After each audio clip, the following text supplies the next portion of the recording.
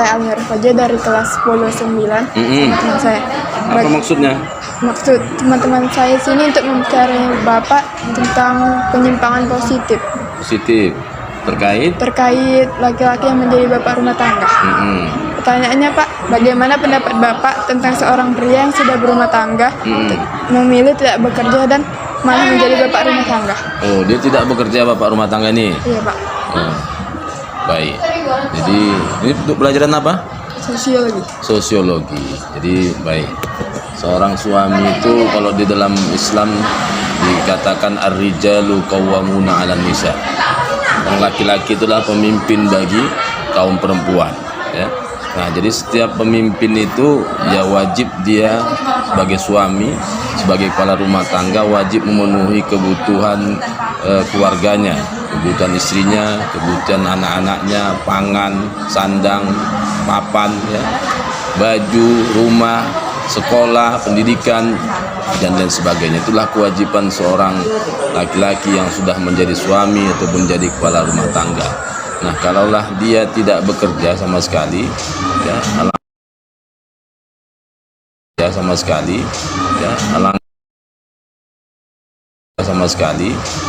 alangkah hinanya lah seorang laki-laki apabila dia membiarkan istrinya yang bekerja sendiri, ya, mencari penghidupan sendiri, sementara si suami sebagai kepala rumah tangga malah dia tidak bekerja. Ya, alangkah malunya lah seorang laki-laki begitu.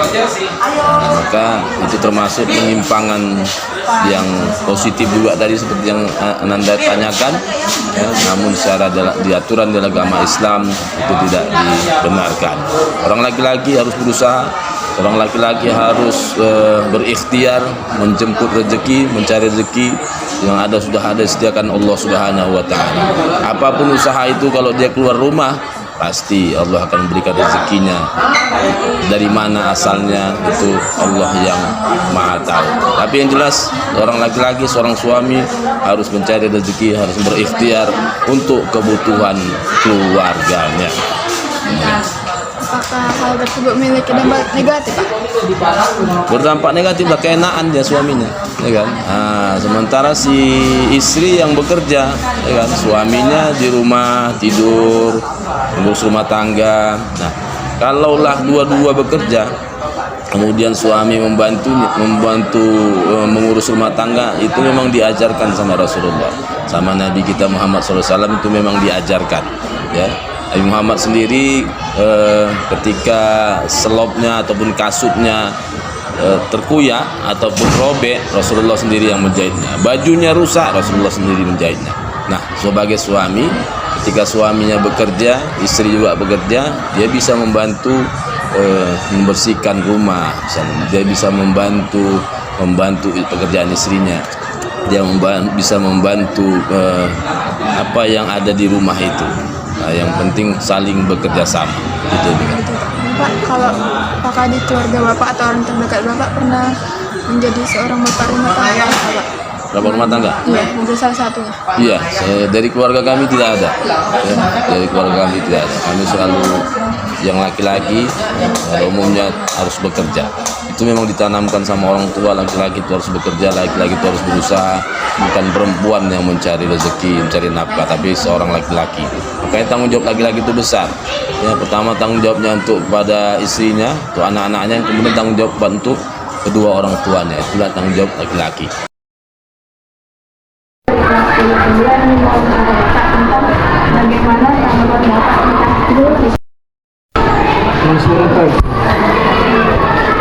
Oke, sekarang masalahnya sesuai sendiri. Kenapa dia kerja terlambat? Yang pertama, demi hati di malam hari.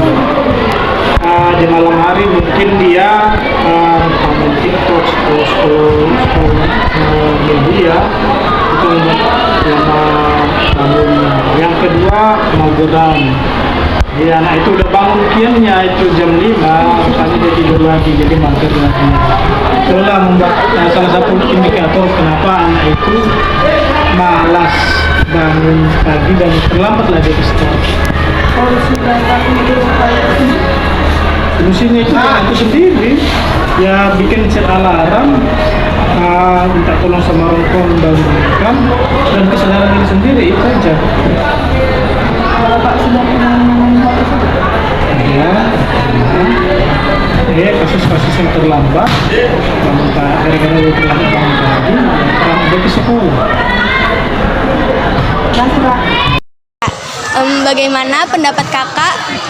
Bagaimana pendapat kakak mengenai siswa yang suka membolos sekolah? Pendapat saya mengenai siswa yang bolos itu sungguh tidak baik. Karena bagaimanapun kalau kita bolos itu mengingat perjuangan orang tua. Jadi menurut saya untuk siswa-siswa yang sering bolos itu hal yang tidak baik dan akan mengancam masa depan kita sebagai siswa. Terus kak, solusi apa sih yang harus kita lakukan supaya siswa itu nggak bakal bolos sekolah lagi? Solusi yang kita lakukan yang pertama sih itu dari diri sendiri dulu, yang kedua itu dari orang tua, dan yang ketiga mungkin peran guru juga sangat penting dalam mengatasi sikap-sikap perilaku siswa. Apakah kakak pernah menjadi salah satu siswa yang pernah membolos sekolah kak? Kalau saya pribadi saya tidak pernah bolos, tapi kalau bolos les jam sekolah sih pernah. Saya tidak berani bolos sekolah karena saya mengingat perjuangan orang tua. Karena bagaimanapun keringat mereka saya ada di sini. Ya kan? Iya. Kita tolong diwawancara pak. Bagaimana pendapat bapak mengenai siswa yang sudah terkena penyalahgunaan narkotika? Pendapat saya ya, satu, dia kehilangan masa sekolahnya, pendidikannya, cita-citanya. Bisa dibilang hidupnya ya tidak teratur lah, tapi masih bisa direhabilitasi. Rehabilitasi itu tidak bisa dikatakan sembuh, tapi bisa dikatakan normal, tapi tidak normal sesungguhnya. Apa sih pak solusi yang harus kita lakukan jika ada siswa yang sudah terkena penyalahgunaan? Solusi saya, kita pertama melakukan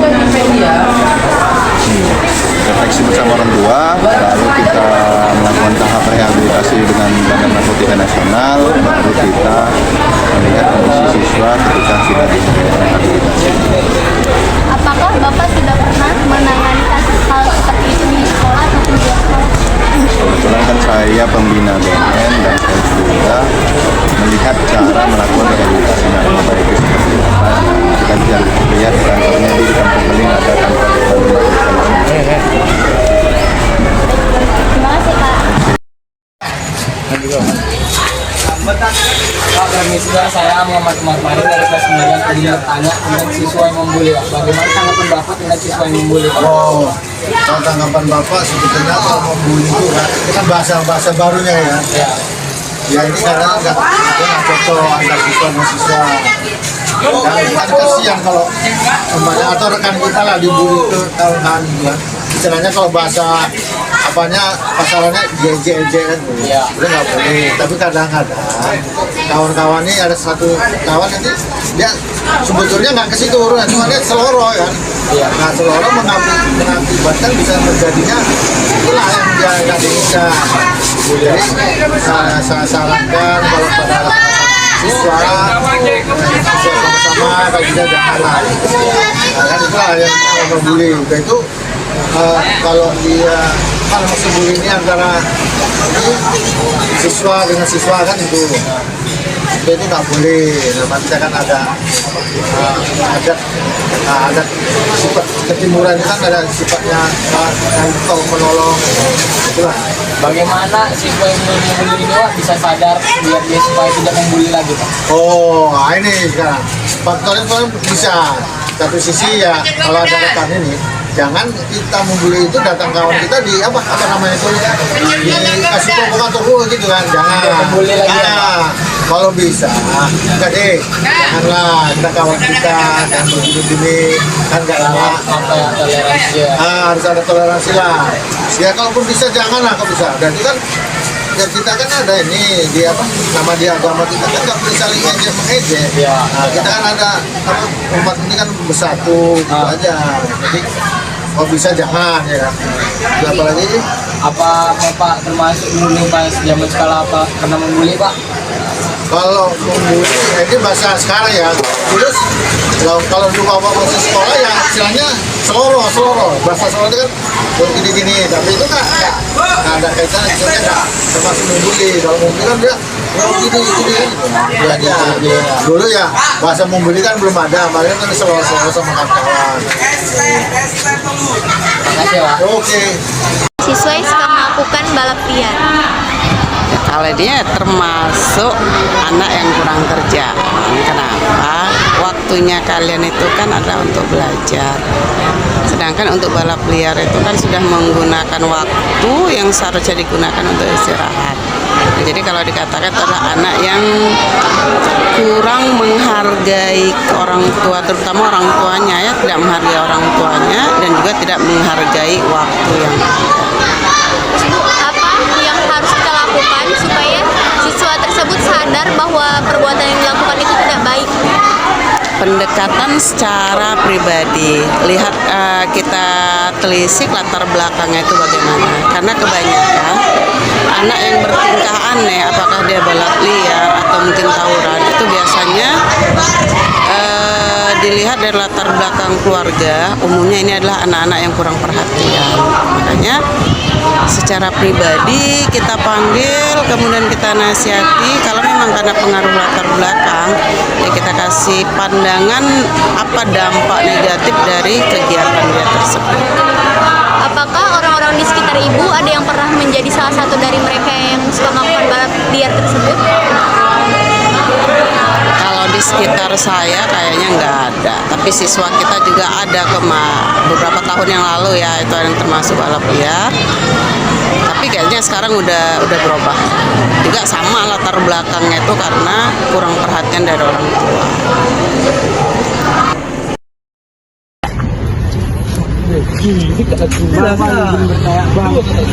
Tanya apa deh?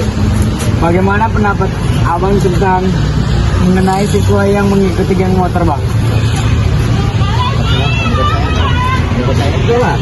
Pendapat saya itu sangat meresahkan bagi siswa warga, karena kita masih sekolah, tidak boleh bergabung ke geng motor.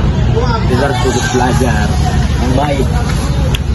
Abis itu bang, apa pendapat abang tentang geng motor itu bang? Pendapat saya tentang geng motor itu mengganggu kenyamanan warga sekitar.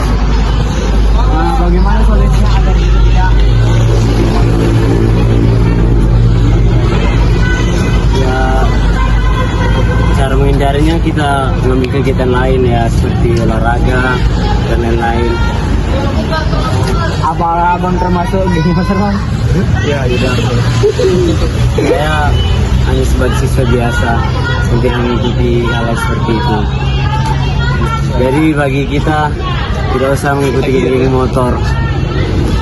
Itu perbuatan yang sangat buruk, dapat merugikan orang-orang yang ada di luar sana. Jadi kita harus baik budi. Sudah.